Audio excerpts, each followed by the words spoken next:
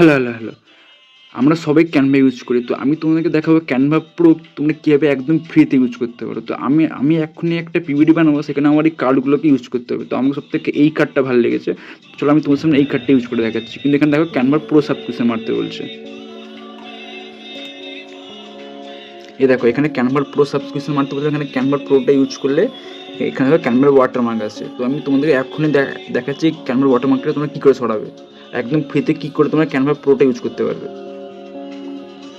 এখানে এলে মাউসে right click করলে ইন্সপেক্ট মোড ওপেন করবে, মানে থ্রি ডটে ক্লিক করলে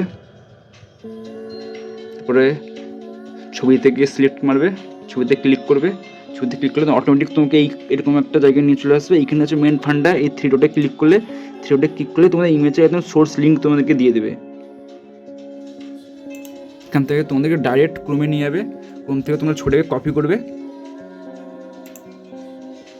কপি ইমেজ, চলে এলে এইখানে এটাকে কেটে দিলে, এখানে গেলে পেস্ট করলে টেনটেরান। চলো দেখো তোমাদের সামনে প্রোটা কী করে একদম ফ্রিতে, কোনো ক্যানভার করে কোনো কিছু ওয়াটারমার্ক নেই। যাও তোমরা অ্যাশ করো, মজা ওঠো, তোমরা ইউজ করো। Okay bye.